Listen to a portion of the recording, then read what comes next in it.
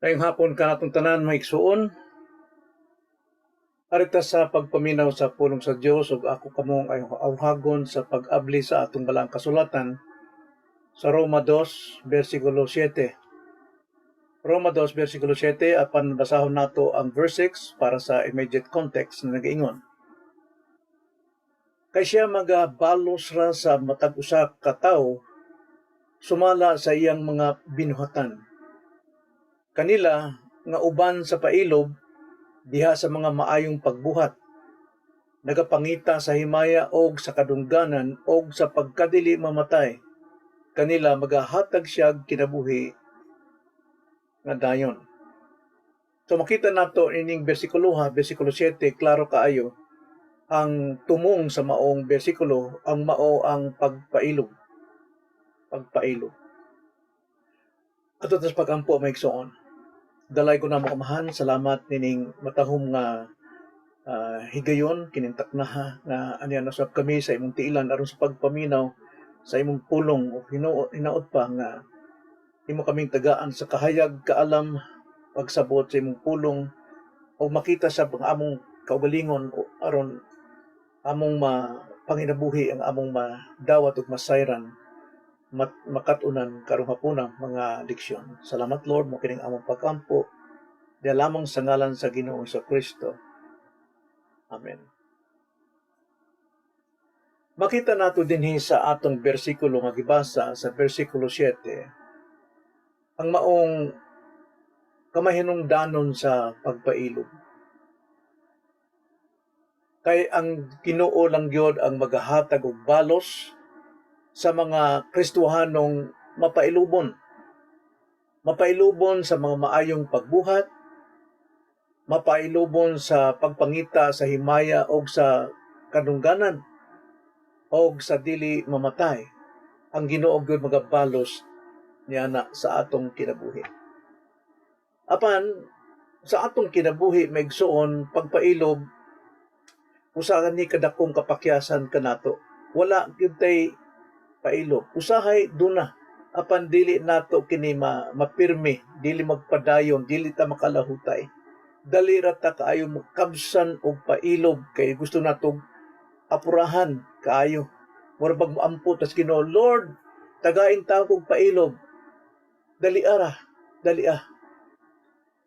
So, sa atong kinabuhi isip nga Kristohanon, dali ta kaayo mohunong sa mga atong mapag-ampo, dili gyud ta kaantos kay kuwang ta sa pailog. Nga kita gisugog gyud sa Ginoo sa 1 Thessalonians chapter 5 verse 17, pag-ampo kamo sa walay paghunong, apan dili ni nato mabuhat. Kasagaran usab sa paghimo og mga maayong buhat, kapuyan ta. Dili ta makaantos, dili ta makalahutay sa atong pailob. Og dili ta makapabilin nga matinud-anon o matinumanon sa atong kinabuhi isip mga Kristohanon. Nasayod ta sa atong kakulian, daghang kakulian apan dili nato kanunay dili tayo ni kanunay makapailog sa atong mga kakulian. Apan ang pangutana karon, magpadayon ba ta ni ana nga way pailog? Kung dili, unsaon man nato sa pag-angkon niining maong pailog? Dili sa atong gibasang bersikulo maigsuon, dunay tulo ka kamatuoran aron kita makaangkon niining pailog. So adto ta sa pulong sa Dios og atog yung sugdan sa pagpailog.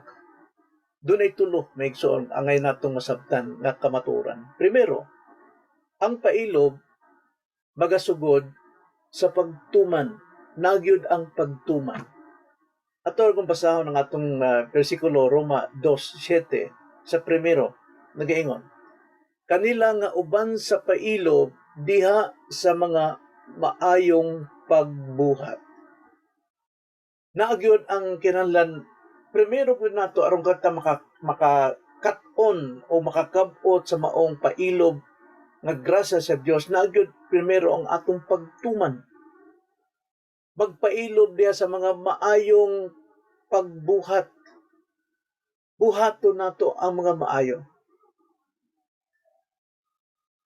busa kita muhimo tag desisyon nga mopailog gyud ta sa atong pag-initiate sa pag-una, pagliho og una, paghihimog ang sa atong kinabuhi nga kita mahimong mapailubon kinahanglan do nagyoy pagtuman. Sama sa uh, pinulungan sa mga buhat 2:42, ang pailob diha gisulti sa laing pinulungan. Tan-awa nag-ingon Roma 2:42. Og milahutay sila sa pagpaminaw sa pagtulunan gikan sa mga apostoles, og milahutay sila sa pagpakig-ambitay uban kanila, sa pagpikas-pikas sa tinapay og sa paglahutay sa mga pag-ampo.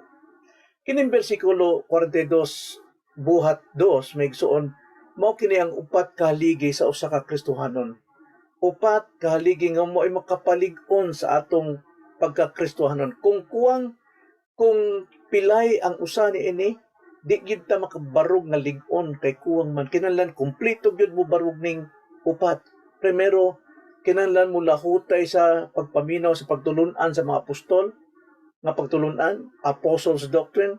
Ikaduha, mo lahutay ta sa pakipag-ambitay uban sa mga kaigsuonan, fellowship of the brethren. Kinahanglan mo mulahutay ta sa diha sa pagpikas-pikas sa tinapay, Lord's Supper. Unya, mulahutay ta diha sa mga pag-ampo, sa buluhaton sa pag-ampo. Ang prayer meeting, kinahanglan naa gining upat sa usa ka Kristohanon. Apan ang akong tinguha dining masabtan nato sama sa atong topic nga pailog, kining milahutay. Milahutay sa pagpaminaw, milahutay sa pagpakig-ambitay, milahutay sa pagpikas-pikas, milahutay sa mga pag-ampo. Kining pulong milahutay may igsuon kung ato ni tan-awon sa Griego nga pinulungan kay tungod Griego man gyud kining bag-ong tugon, gingalan na og proskarterentos, no? Proskarterio. Ang buot pasabot ana mga igsuon, paglahutay, pag-antos, no, pagpailob hangtod nga mahuman ang usa ka butang. Sama ba sa lilo kung mubato kag kining bato ngadto sa tubig, di ba? Linaw kay tubig, batuon nimo tubig na ang tubig. Unsa mahimo na pag abot sa bato sa tubig, muhimo muhimog lilo hangtod magkadako, hangtod magkanunay na, hangtod nga mudako kayo ang iyang mga balod. Kining proskarterontes, kining paglahutay, ang tense niini may igsuon, ang tense niini naana sa participle. Imperfect na siya participle. Now, kining imperfect ambot pasabot nahitabo apan nagdako, no? Nahitabo na wa na magpirme apan nagdako ang iyang resulta. Kini pong participle nagkanunay, way pagkahuman. Sa English pa na the unending continuing, ano? Walay katapusan nga pagpadayon. Subusa ang but pasabot nga paglahutay nato, mohimo tag desisyon nga mulahutay ta, magpailog ta migsuon, ang atong pagpailog mahitabo nagdako og nagkanunay way pagkahuman. Kinahanglan mo lambo ta diha sa atong pagpailog. Mao libot pasabot niining dinhi sa Romans 2:7 nga paglahutay sa pagtuman, kinahanglan magsugod kita sa pagtuman. Kanunay na nagdako ang atong nagkuamba kining nagkalig-on na nagkahantong dili kay magputol-putol aron makabot ang atong kalampusan. Mao nay pinulungan diha nga paglahutay o digali kining pagpailog, proskartereo sa Griego na. Ambot pasabot nasugdan nimo maghimo na og lilo padako sa padako og nagkanunay way katapusang paglihok. Mao na kinahanglan makabot nato ang kalampusan.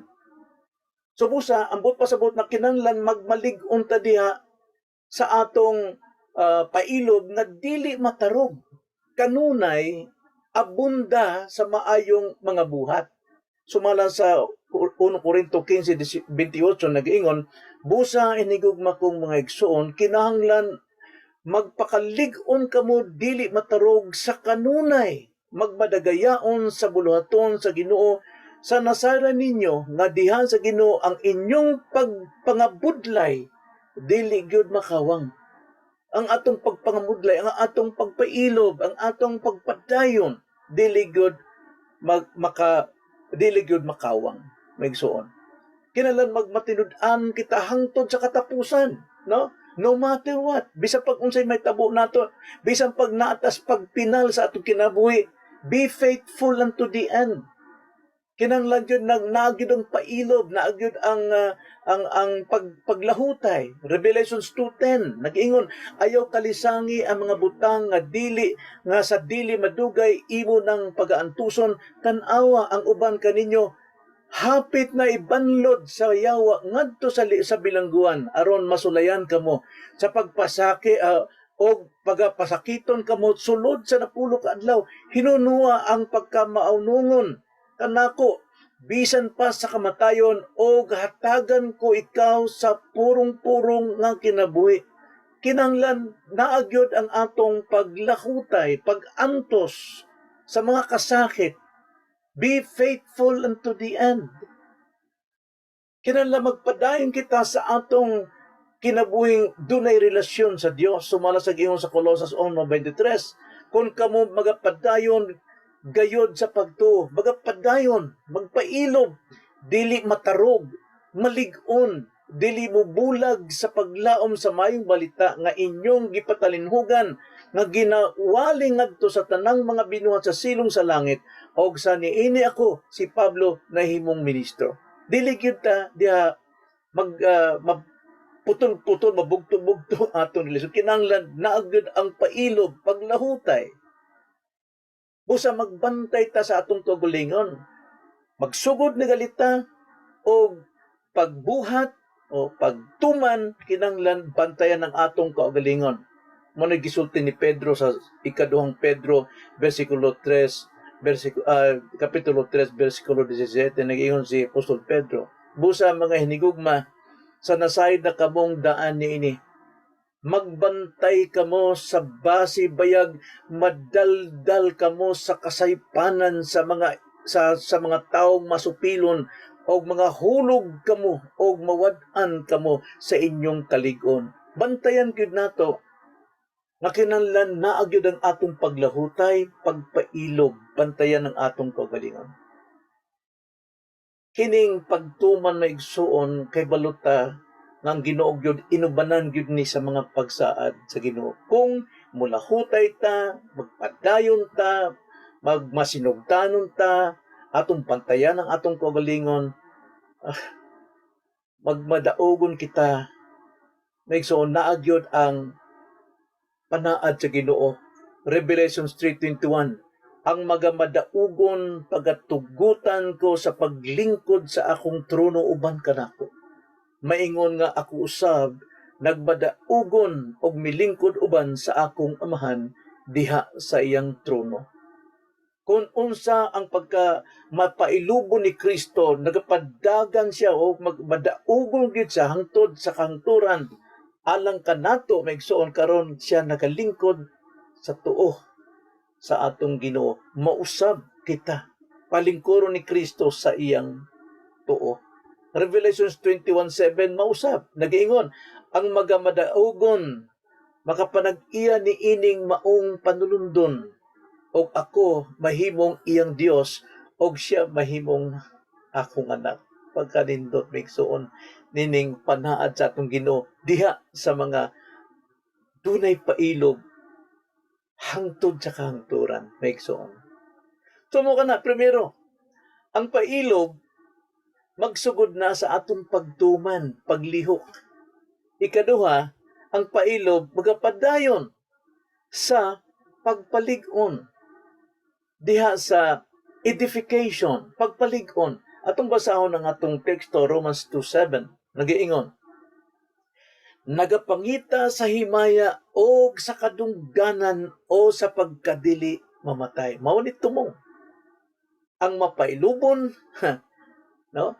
Dili gyud diha amo undang sa paghimog mga maayong buhat o nagapangita sa himaya o sa kadungganan o sa pagkadili mamatay. Mao kini ang atong kinahanglan ug ang atong modelo niini, ang atong panag-ingnan niini mao si Apostol Pablo. Dili siya mo sulti, dili siya mo tudlo kun dili nato makita sa iyang kaugalingon. Tanawa ang kinabuhi ni Pablo maigsuon, makahatag ka nato ni og kalig-on, no? Maka-edify ka nato sa atong mga kalisdanan, sa atong mga problema. Sumala sa gingon dito sa 2 Corinthians chapter 11 atong basahon. 2 Corinthians chapter 11 verse 24 to 28. Lakturo na ako pagbasa. Sabto na lang nato. Nag-iingon, sa 5 kahigayon, mingon si Pablo, ako nakadawat kulang na lang og usa nga kapatan kalapdos gikan sa mga kamot sa mga Hudyo. Apan siya may pailo, milahutay. Versikulo 25, sa 3 kahigayon ako gipuspusan, makausa ako gibato, makatulo ako malunod, usa ka gabi ug usa ka adlaw nagutaw-utaw ako sa dagat. Apan siya may pailo, milahutay, nagpadayon. Versikulo 26, sa masubsob nga panaw nahimutang ako sa katalagman sa mga suba, sa katalagman gumikan sa mga tulisan, sa katalagman gumikan sa akong mga katagilungsod, katalagman gumikan sa mga hintil, katalagman sa mga syudad, katalagman sa kaawa-awan, katalagman sa kadagatan, katalagman gumikan sa mga igsuon nga niini. Sa kalapoy o sa pagpangabudlay, sa masubsob nga pagtukaw sa kagabion, sa kagutom o sa kauhaw, sa masubsob nga dili makakaon, sa katugnaw o sa kahubo, o gawas uban pang mga butang, anaa ang adlaw-adlaw nga pagpiit kanako tungod sa akong kabalaka alang sa tanang mga iglesia. Tinaw na, wala gyud mo undang, wa mo surrender ni si Pablo. Kung kana nahimo ni Pablo, mahimo sab nato, kini mo makapalig-on ka nato nga dili lang kita ang nag-inusara nagkalisod tungod kita Kristohan. Dili lang kita maoy gisulayan o gipanglutos tungod kita nagaalagad kang Kristo, naapay labaw. Mao ni makahatag natong kalig-on sa atong pagpangalagad nga mulahutay nga mapailubon diha sa kinabuhing Kristohano. So tanawa ang tinamdan ni Pablo, ang iyang panghuna-huna, ang iyang kinasing-kasing, miingon sa Galatia 2:20, gilansang ako sa krus uban kang Kristo. Dili na ako ang nabuhi, kundi si Kristo ang nabuhi sa sulod nako. Mao na iyang gisulti. Og ang kinabuhi nga karon akong gikinabuhi sa lawas niining lawasa, niining unod. Akong gikinabuhi pinaagi sa akong pagtuo sa anak sa Dios nga nahigugma kanako og mitugyan sa iyang kaugalingon alang kanako. So bisan pag unsay kahimtang ni Pablo, bisan pa sa unsang kalisod og kasakit, naagid siya nagpabilin gayon. Milahutay gyud siya. Dunay pagpailob nga naman. Kay dili na siya mo'y nagpuyo sa iyang kaugalingon, kundi si Kristo. O kining lawas nga iyang gipanginabuhi, wala niya panginabuhi sumala sa gusto nining unura, kundi iyang gipanginabuhi nga pagtuo kang Kristo nga nagapuyo diha sa iyang kinabuhi. Pagkanindot, no? Mauni makahatag nato kalig-on. Mauni ang tinuod Kristohanon nga igsuon. Sa paglaom, mapailubon gyud si Pablo.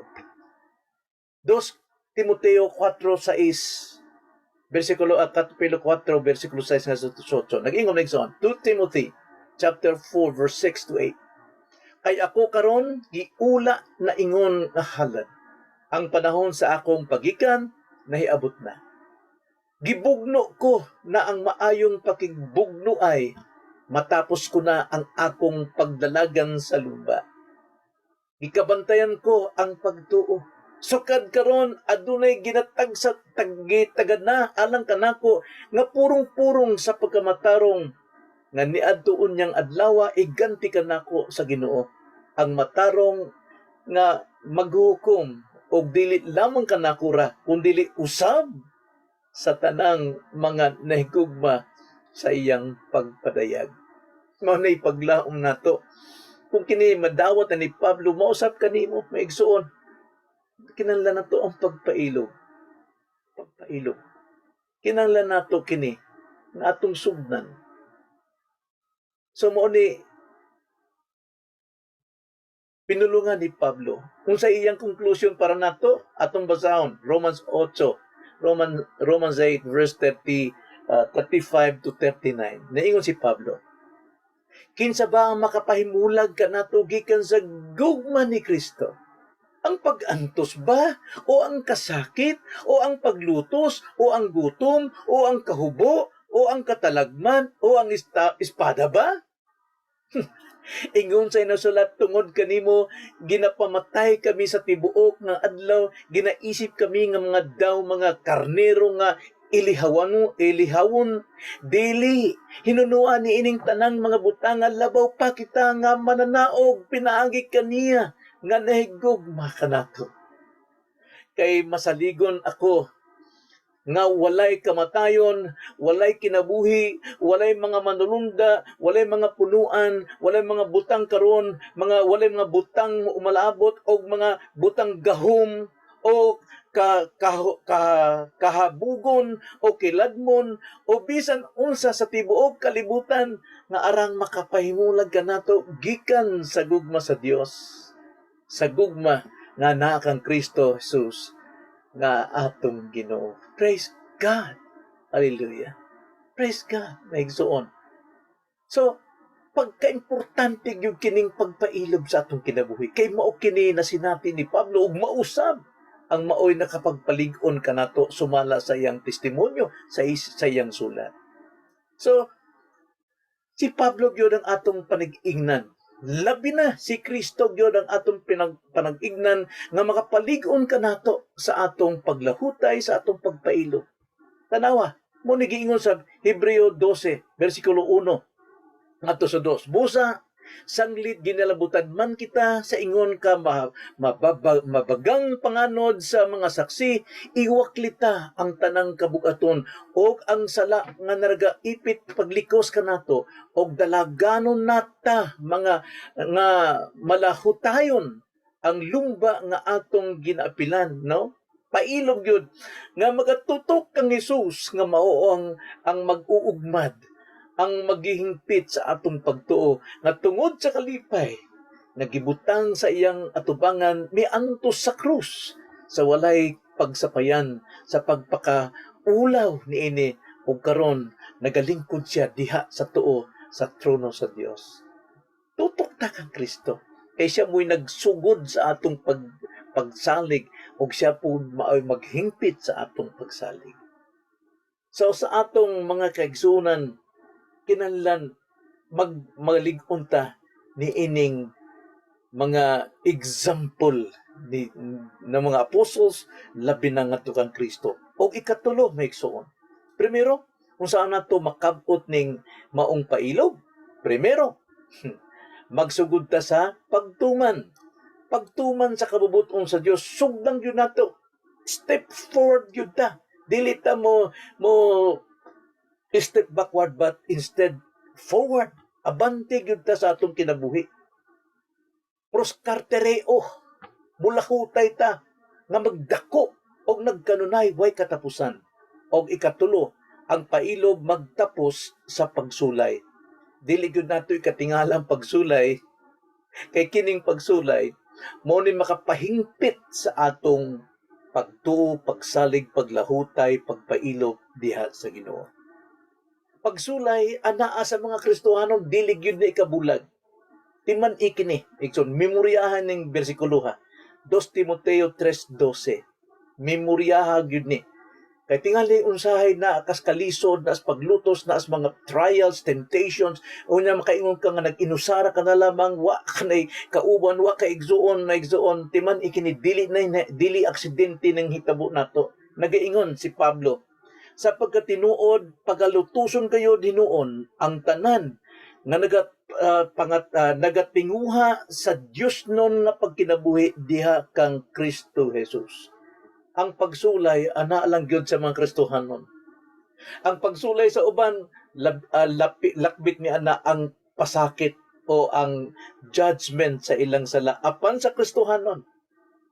Ang bunga, ang consequence sa atong mga sala nga atong gipangayog pasaylo nya gipasaylo ta, kanang consequence mao kana ang nagdilaab nga mga pagsulay aron mamahingpit kita. Kay tungod nagkinabuhitang balaanon tungod kang Kristo. Kinsa kuno ang malutos o dunay trials, silang nagatinguha sa Dios nung pagkinabuhi. Pagkinabuhi asa, dining kalibutan lang, di pagkinabuhi tungod kang Kristo. Mao kana. So, kining pagsulay maigsuon, kinahanglanon ni nato sa atong kinabuhi. Ingon nga mga Kristohanon, ato rin basahon ang Santiago 1, versikulo 2 ngantos 4. Aron makita nato nga ingon si Santiago ni angay nato ikalipay kung doon natin pagsulay. Kaya nakaypalo na ta. O unsay tumong nining pagsulay, dili ni kay ingong aksidente gituyo gyud sa Ginoo aron kita mamahingpit, aron kita mahimong malambo mo barog, no?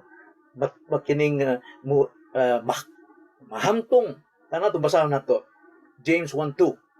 Mga igsuon ko, isipang nga maoy tumang kalipay nga unsa sa diha nga igakasugat ninyo ang nagkalanlaing mga panulay. Wow.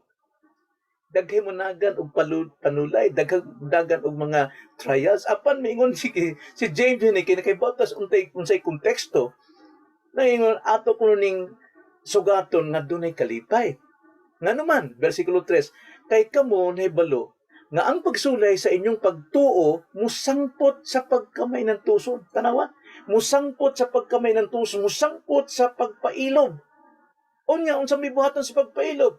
Versikulo 4, mao lamang nga kinahanglan ang pagkamay ng tuson inyong tugutan sa hingpit nga pagbuhat. Dunay trabaho ang pagpailob o pagkamay ng tuson diha sa atong kinabuhi. Atong tugutan ang hingpit nga pagbuhat.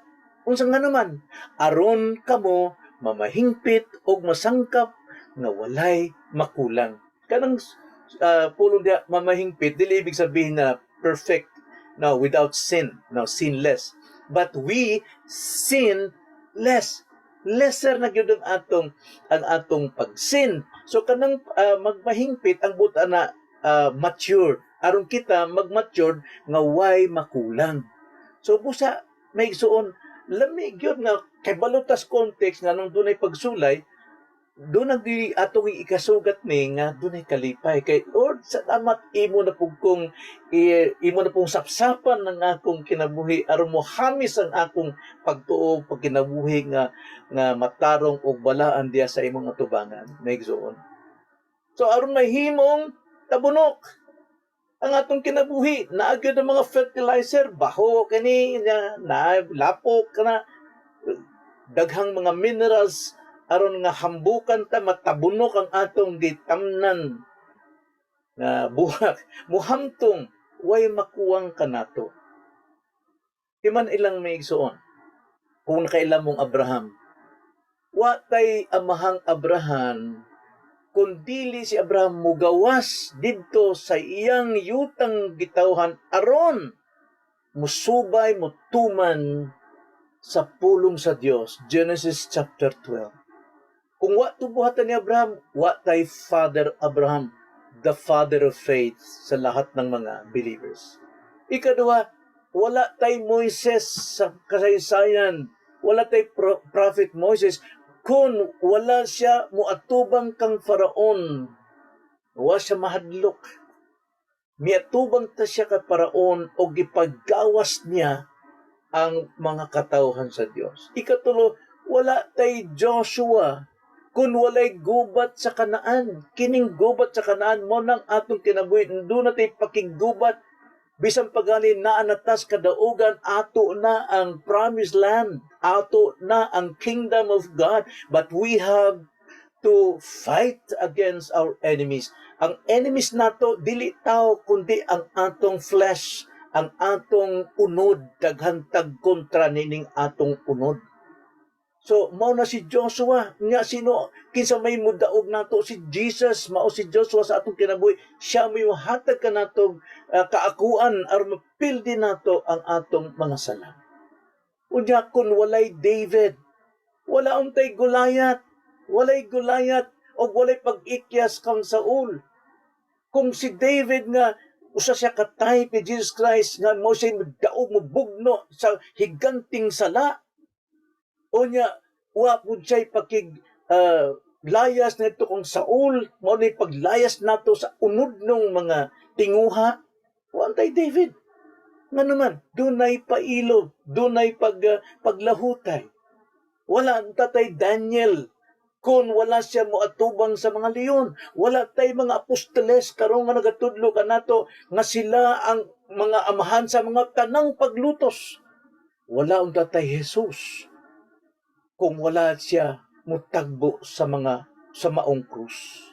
Subo sa maigsuon, ang atong pailog magsugod diha sa pagtuman nato sa kabubuton sa Dios og pagpalig-on kanato og kini mo tapos dito sa pagsulay. Ang atong kinabuhi naagid sa pagsulay, kita daw bulawan nga giulay sa mga pagsulay aron kita mamalig-on hangtod ipresentar ta ni Jesucristo sa mahan nga way tatsa, way problema sala sa atong kinabuhi. So, niining hamubo nga sermon bahin sa pailog, atong nadiskubrihan mga igsuon kung unsaon sa pag-angkon nining pailog. Unsaon? Tulo.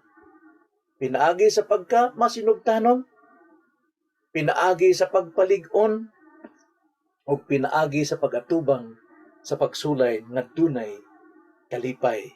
Katungod na kay balota nganong dunay pagsulay. Amen? Mag-ampo ta may igsuon.